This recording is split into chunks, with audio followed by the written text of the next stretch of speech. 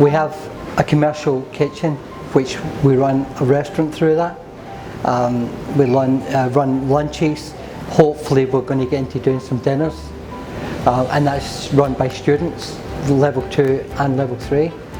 So we try and run that 2-3 times a week. And they get good experience from that because we run it as a live or a realistic working kitchen.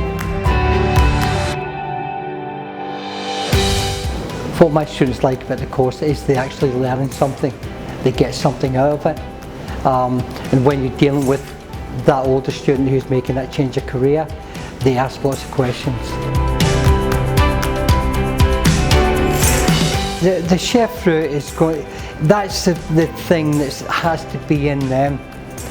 What level do you want to work? And on that chef route, is it working along in the high street in Mary's Cafe, doing full English breakfast every day?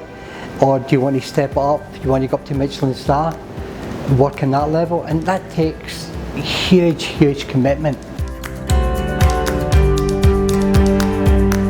We're trying to get them ready, to go into industry, and that can be working in contract catering, restaurants, hotels, airline catering, contract.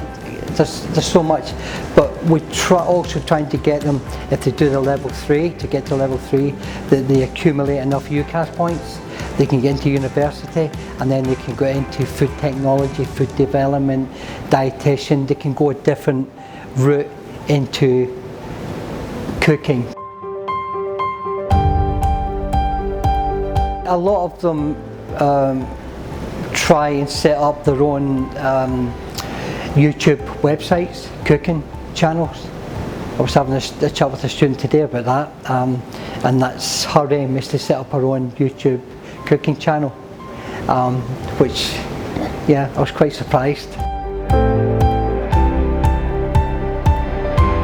It's seeing them develop, it's seeing them move on, that they're grasping everything and they're going to move on. That really makes me happy.